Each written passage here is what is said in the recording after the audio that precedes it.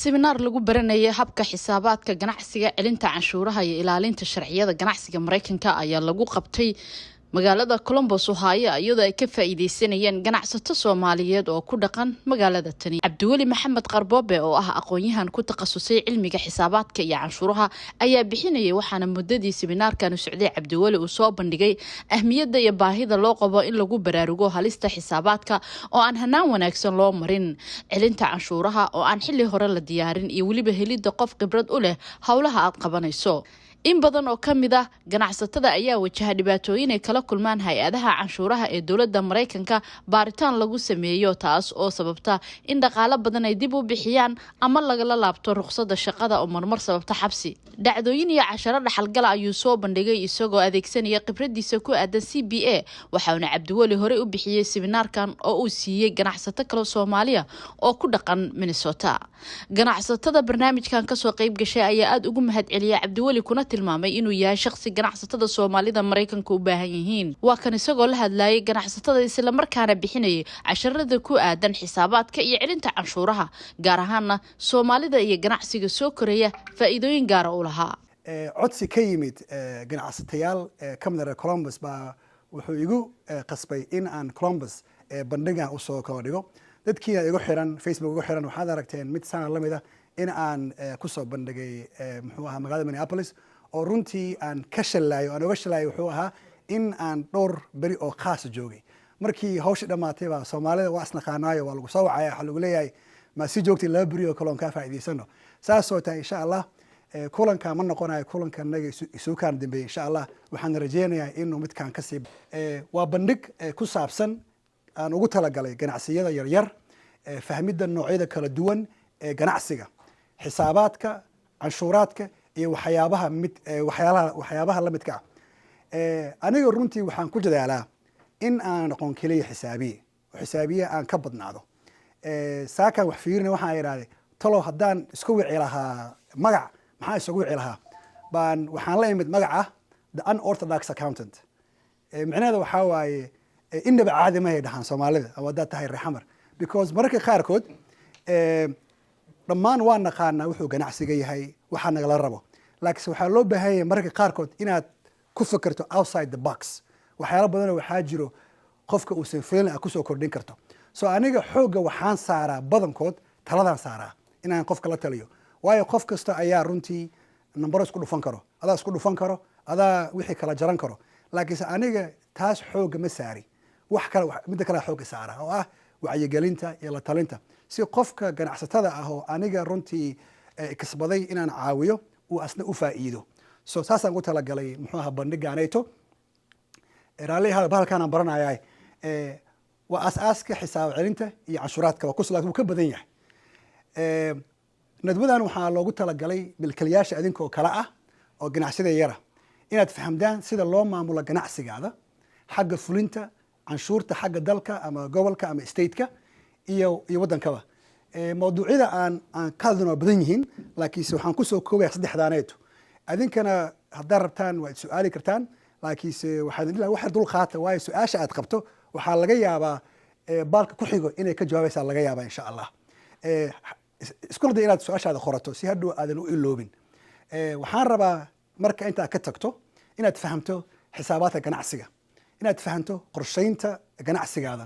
iyo maamulidda nidaamka xisaabaadkaada waxa loo yaqaano accounting systemka loo yaqaano kulankan anaa soo bandhigi doono oo xirfadlaa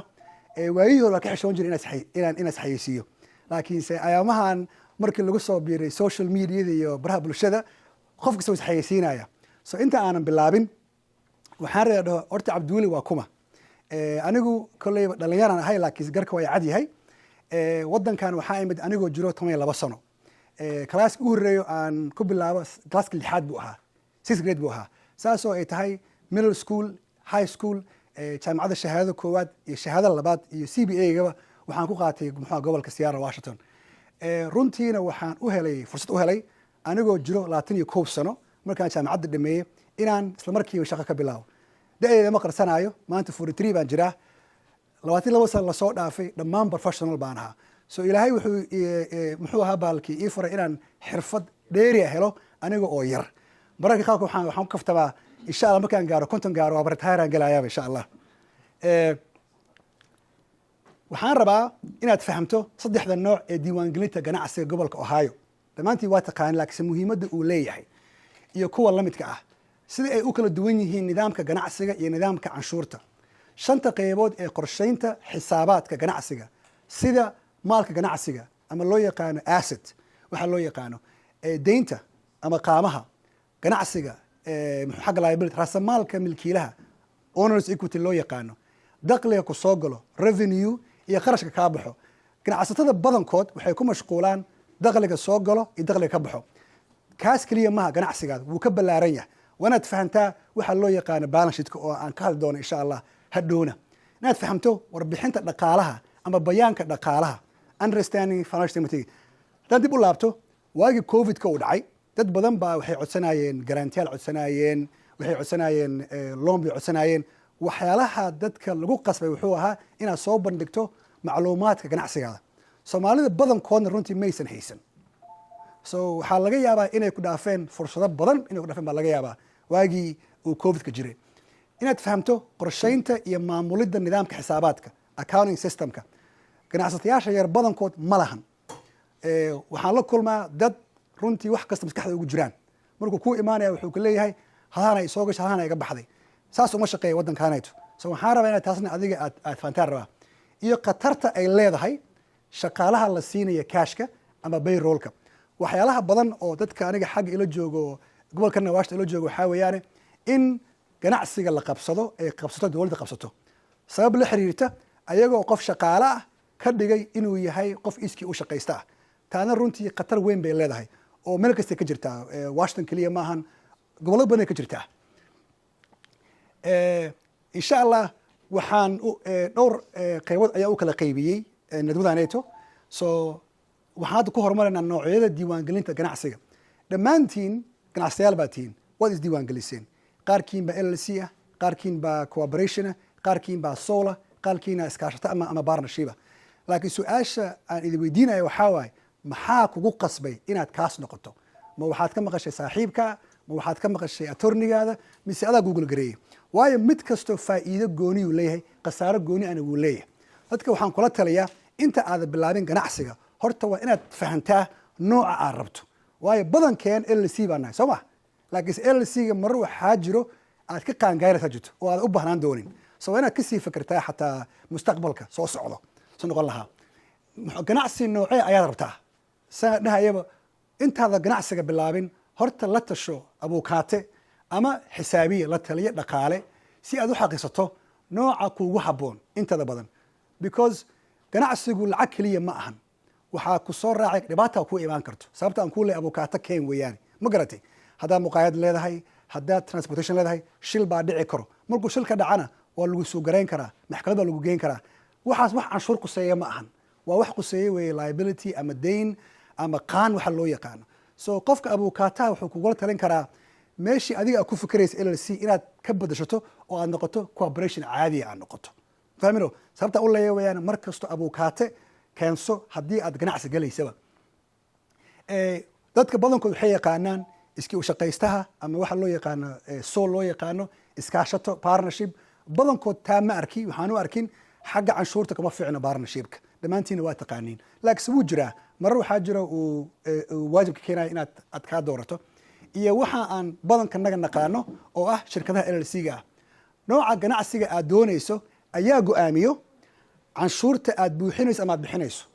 waan ku celinaya mar labaad, nooca ganacsiga aad doonayso ayaa go-aamiyo waxaad bixinayso ama waxaad celinayso. nidaamka ganacsiga ee dowladda waxaa badankiis hago gobolka hago.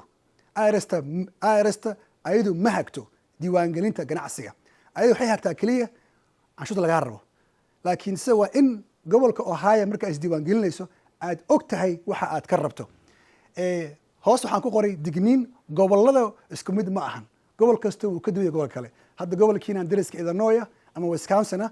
sharci gooniyaha laga yaabaa inuu leeyahay xagga diiwaangelinta, laakiinse badankood 95% waa siman yihiin. shantaas ay ku kala duwan yihiin baa la rabaa in adiga aad ogaato ayaa la rabaa. mar kastana xusuusnow in sharciga uu isbedelayo xagga canshuurta. tusaale ahaan waddankanaga markii uu madaxweyne cusub yimaado ama congress cusub timaado waxa ugu horeeya oo laga hadlo waa canshuur waay yaa la canshuuraa yaa la canshuurin baa laga hadlaa soo ma soo sharciga wuu isbedelaa hadda badankood tusaale ahaan sharciga canshuurta badankood wuxuu dhici doonaa 2012 ku dhici doonaa waxaabada dhacay dana macnaheedu waxa waaye ma la cusboonaysiiyaa miska kala la keenaa adiga ma ogid laakiin waxaa rabtaa CBA-gaada ama qofka kuu buuxinaya canshuurta ama qofka inuu waxaas og yahay oo waxaada adiga uu la socdo ma rabnaa kan waa ka hadlay tusaale ahaan gobolkeena Ohio waxaa 5 nooc baa leedihiin xagga diiwaangelinta aniga gobolka aan ka imida Washington 7 aan leenahay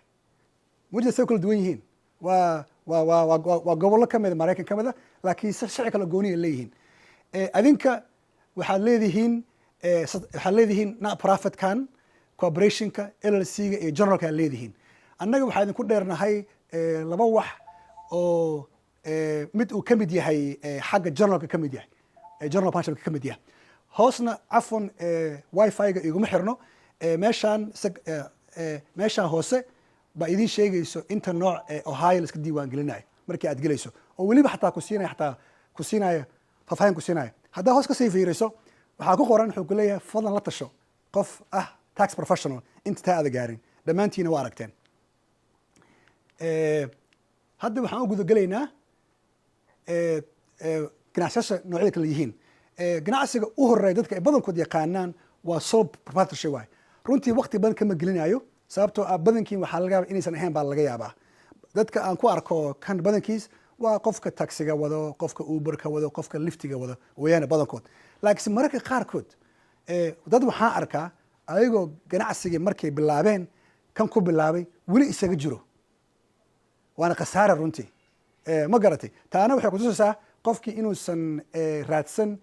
qof xirfadla ah hadhow markuu ku imaado qofka wuxuu ku qasban yahay inuu canshuur badan bixiyo sababtoo ah tuu ku bilaabay ayuu isaga jiraa mar kasto kan waa iskaashato waxa loo yaqaano waa partnership weeyaane kan waa waxaad suubin karta tusaale ahaan waxaad kartaa gobolka Ohio ba waxaad iska diiwaan gelin kartaa adoo LLC ah intaad iska diiwaan geliso baad dhigi kartaa xagga IRS-ta aan noqdo partnership 2 qof ama couple isku imaado dhibaatada uu kan leeyahay waxaa waaye faa'iidada ka soo harto ganacsiga dadka ku shirkoobay iskaashatada ayaa lacagta lagu qorayaa markii lagu qorana waa inaad bixisaa self tax bixisaa waa adoo iska u shaqaysta camal oo kale weeyaane dadka aniga badankood ii imaado kan kulama taliyo oo kan ma aadaan laakiin dadka qaar baa iska raba inay kan aadaan waayo dambaa ugu jirto tusaale ahaan qofka waxaa laga yaabaa inuusan isku qoraynin W2 qaadanin baa laga yaabaa moogta W2 muu rabo kan buu rabaa markuu sanadka dhammaado 15.3% lagu dhufanaya oo self employment taxiga ah so laakiin dadka badankood aniga kan kulama taliyay foomka la buuxiyana waa dhaafay raalli ahaada foomka la buuxiyana waa foom kan wey waa 1065 numberkan schedule-kayga dadka badankood way arkaan partnershipka iyo S-corpka schedule-kayga wada leeyihiin labadaba wada leeyihiin laakiinse schedule-kayga oo S-corpka aad buu uga fiican yahay schedule-kayga partnershipka waa schedule-kayga partnershipka canshuuraad bixinaysaa 2 canshuuraad bixinaysaa weliba canshuurta caadiga ahayd oo income taxiga ahaa iyo canshuurta ahayd self employment taxiga war schedule-kayga S-corpka aad bixinaysa kaliya canshuurta caadiga ahayd lagu lahaan doonaa kaana insha Allah waa ka hadli doonaa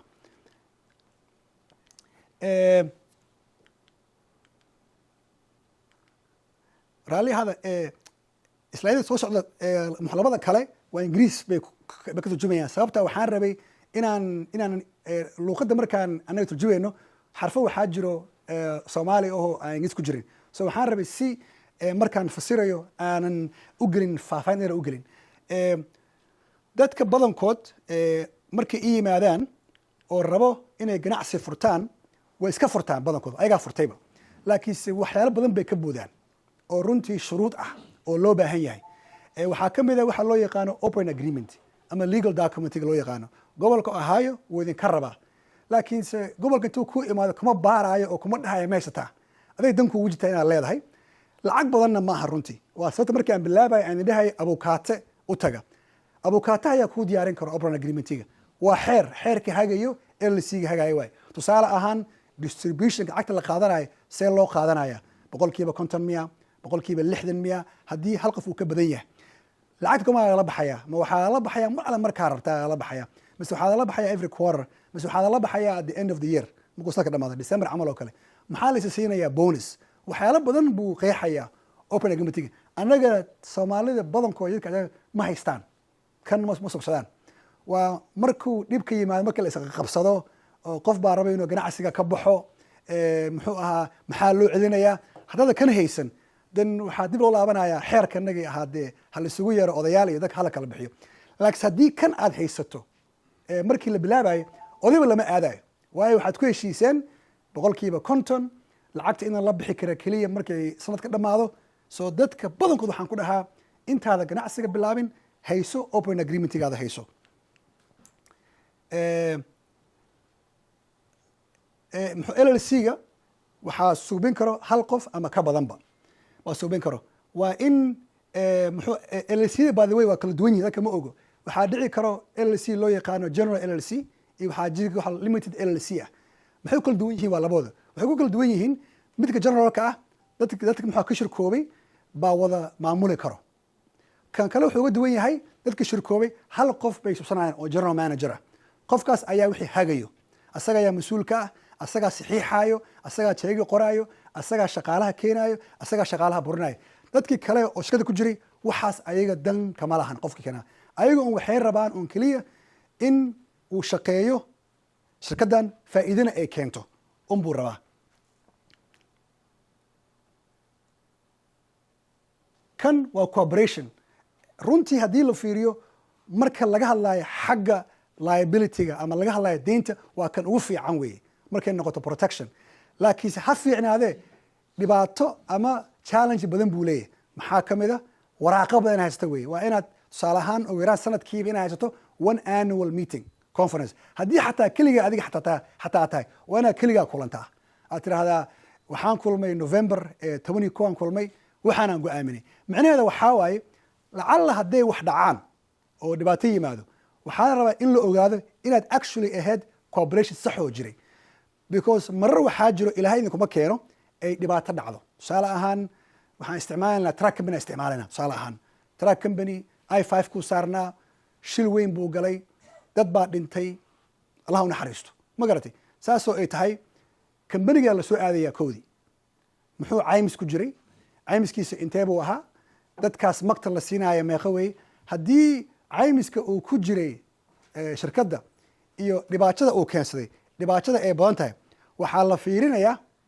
shaksiga iska lahaa kambanigaas markii la fiiriyo hadhow adiga waxaad dhihi kartaa ha anaa iska lahaa kambaniga laakiinse kambanigii anigoo kala duwan nahay waxaan nahay two separate entity baan nahay ma garatay halkaas ayuu ku ekaan karaa dhibaatadii laakiin wuxuu ku ekaanayaa keliya haddii kambanigaas jiray uu u jiray sidii saxday ahaa tusaale ahaan qarashka ka soo baxaya kambanigaas ma qarashka ganacsiga keliya miyuu ahaa mise wuxuu ahaa qarash isku qasan oo ahaa kaadii shaksiga iyo kii kambaniga hadduu labada yahay hal ama laba waa iska okay wuu dhici karaa qalad laakiinse haddii wixii ay mar kasta yihiin aad kiradii ka baxsanayso haddii lagu soo qoro qaaraan aad ka bixinayso qaaraankii ATM mashiinka aad aadayso $1 kala baxayso dan maada kala soocin